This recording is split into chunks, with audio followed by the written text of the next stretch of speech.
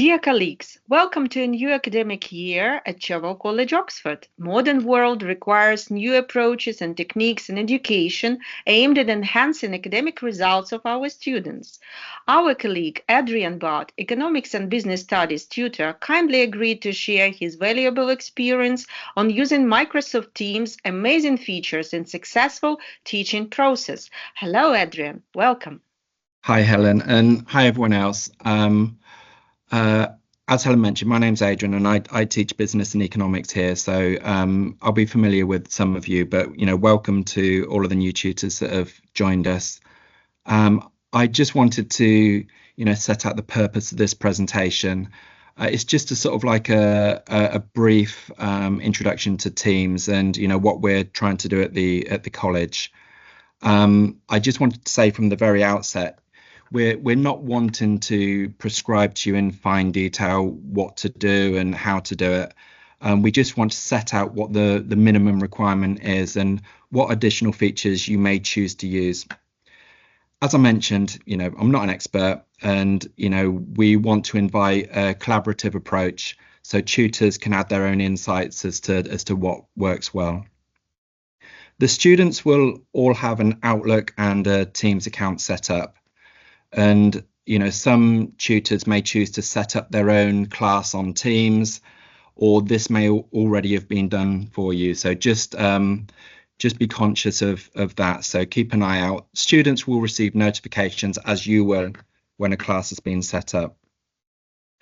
What we're going to be doing is we're going to be using Teams for various purposes. We're going to be using it for communication.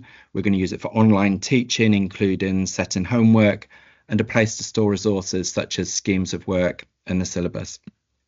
Each of you will have a different approach, and that's absolutely fine. And with regard to things like communication, some of you may choose to communicate with students via Teams, some of you via Outlook, and some of you may just want the students to knock on your door. All we ask is that you just, let the students know how best they communicate with you should they have any queries. Moving on to the online lessons, I know that the vast majority of you will be familiar with this, so I won't go into huge amounts of detail on online lessons, but if you do have online lessons timetabled and you're unsure what to do, just speak to a member of admin or management and they'll help you. As for the remainder, just encourage students to get online 5 minutes before the lesson starts. Make sure that they have their laptops charged up and make sure that they're using their camera. If they claim they cannot use a camera, maybe let them off the first time, but if repeated, just don't teach them. Especially if they've been warned.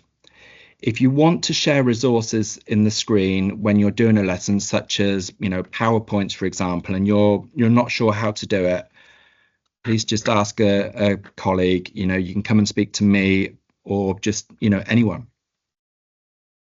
With regarding homework and assignments, as I mentioned, I know that you'll have different approaches.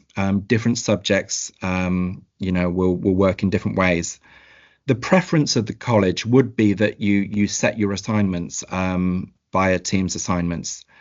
In that way, you can keep all of your work in one place. It's easier for you to see when students submit work.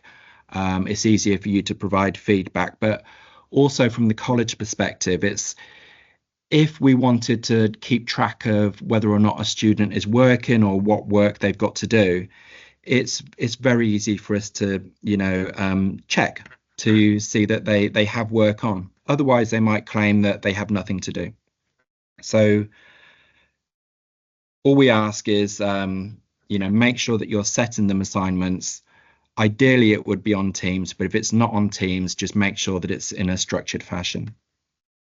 With regard to resources, this is something that the college will insist upon. Within the class materials within Teams, you should have folders which include documents like schemes of work and the syllabus.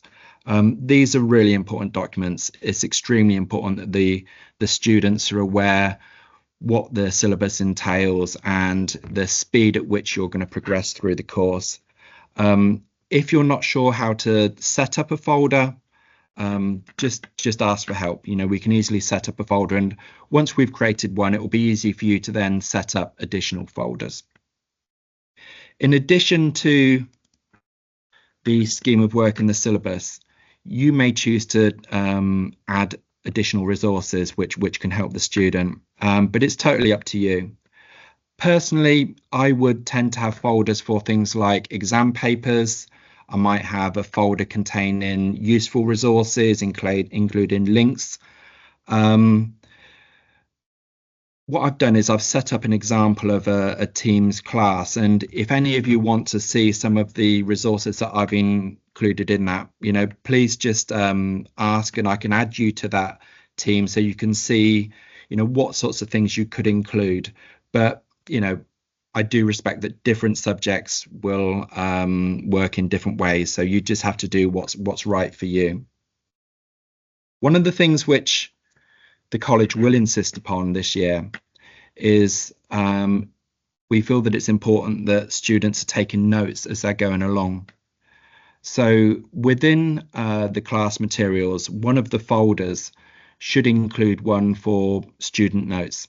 And what we want to do is encourage students to prepare notes on topics as they're progressing through the course. That way we know that they can reinforce their understanding, and it just operates as a means to ensure that students are productive outside of the classroom. And when students have their regular academic meetings, we're able to see that the students are progressing and their work is in line with their scheme of work. We do appreciate that the scheme of work it's impossible to sometimes follow that rigidly, but we need to ensure that the students are on track, and this is exactly what the inspectors will be looking for when they visit the college. With regard to other items, it really is up to you as to how far you want to take the use of Teams. One of the things that I've recently started doing is making posts within Teams. So, for example, if there's something which is topical within my subject, I might just put a post within there that the students can view. For example, recently, we've been looking at pricing, and there's been stories in the media regarding dynamic pricing for concert tickets. So I might put a post in there, they can view it, and it can be then a discussion point when we start our next lesson. I found this quite useful because it just forces the students to regularly engage with the platform. And otherwise, if they're not regularly looking at it, then they might start missing assignments that are posted. They might not be looking at resources that you've put in there. So let's just get them into a habit of, accessing this platform on a regular basis. To finish up, I just wanted to say, remember, this is not about taking away a tutor's ability to have freedom over how they teach. All we ask is that you're familiar with how to take a lesson online, and that you deposit your syllabus and scheme of work in class materials, and you just think about these additional features such as making posts, submitting and marking homework. If you get stuck, just ask, and if you can add suggestions that will help your colleagues, please do so.